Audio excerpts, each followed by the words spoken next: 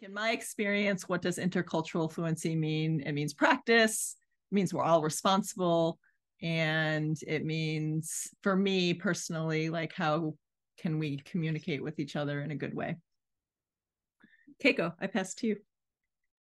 Thank you, Emily. So intercultural fluency is one of the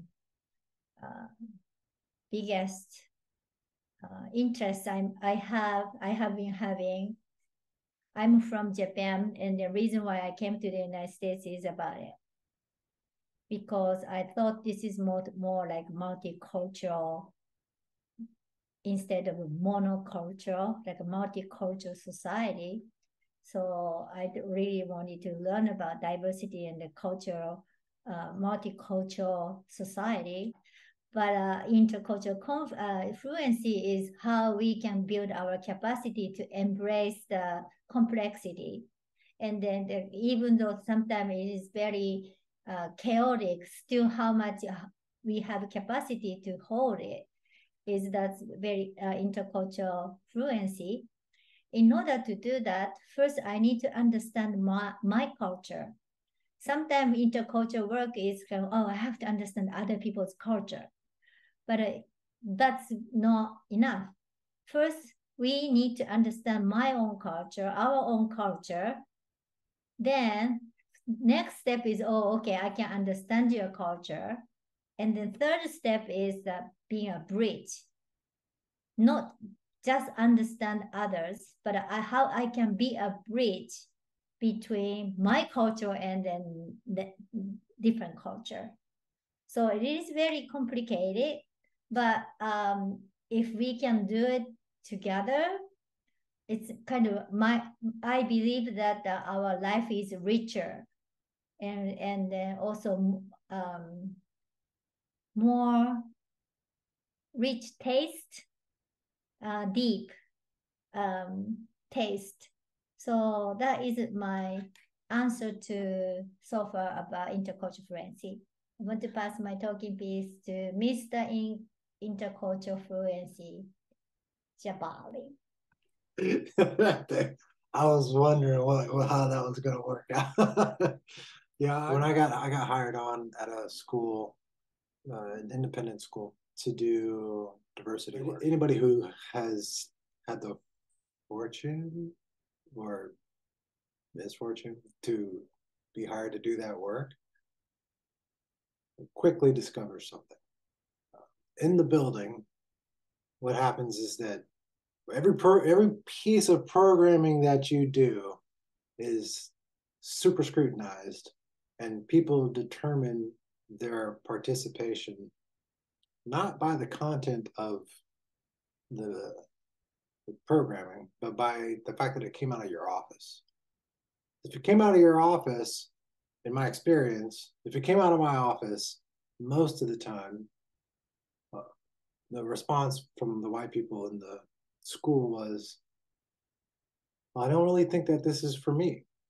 I don't think that this area is really for me.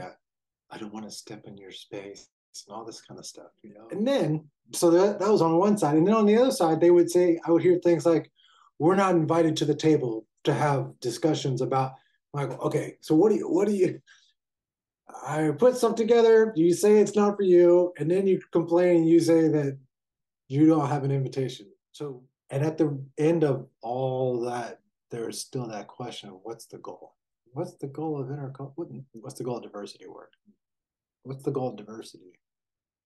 So the word intercultural for me was, I'm a words person, and I kept thinking, what part of the goal is, well, how are we actually relating together so that your story is in my ears and my story is in your ears, so that we can understand how our needs differ, and then we can work together to figure out how to meet those needs. But in order to do that, I have to be able to understand you. I have to actually have some insight into your cultural way. I have to be able to know what you really mean when you say fill in the blank. And that takes time. And the more you do it, the more fluent you become. And so it's really hard to work in an independent school environment and not really dial into how the words are being used to create certain frames. So all the time, I'm in an independent school, they want fluency in math, they want fluency in language, and they want competency in culture. They want excellence in math, excellence in language, excellence in science, and competency in culture. Intercultural means you're in a relationship with somebody. And to be fluent in that relationship means that you put some time in and you can actually be in that relationship in a good way. I don't want you to just be competent. I want you to be fluent. And if that sounds hard, good, it should, because it's hard. And if you think you'll never succeed or finish, good, because you won't. There are far too many cultures in this world that we could, there's even just in Blackness, there are multitudes of cultures, which require me to be more interculturally fluent, kind of to Keiko's point about my own race, all right? Let alone interacting with the different forms of whiteness that exist, different forms of Asianness that exist. Like there's no shortage of work to be done in figuring out how am we relating to each other in the world. And it's not their work. It's mine. I have to be, if I'm in a relationship with someone, I've got work to do just as much as they do. Right? So interculturally fluent. And that was my first year on the job. And then that was when I got introduced to Circle, which was like a coming home, like reintroduction to things that I'd known in the past. And it's just really formalized different trappings, which was a trap, and this is it. How do you not sit in Circle and start to understand the perspectives of people? Actually, you're getting a window into their culture. This is how we start to become, it all crystallized. So how do you become interculturally fluent? Sit in Circle with people.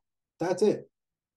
And it is not rocket science, and it's rocket science because the tricks in the brain that we all bring to space are maddening. Actually, the tricks that people bring to even not get into the space in the first place are maddening. I think people recognize that they have to hear things that they don't want to hear, even if it's a benign conversation, because it means that my cultural framework is going to be challenged. It's this is not reality. This is Jabali. Jabali is a piece of reality, but I am not reality. And the three of you got your own realities, and how we all interlock, it's not just on my terms. So interculturally fluent is really an aspirational goal, but it's a call. It's a call to work. It's a call to relate to the world around you in a better way, intentionally. That's what it is. And we hope more, given where we are now, where division is the lay of the land, this, I would think, would be something people would lean into consciously, because it's not a luxury at this point. Like, a nation divided is a nation that will die. So we actually have work to do in this regard, would be my short answer.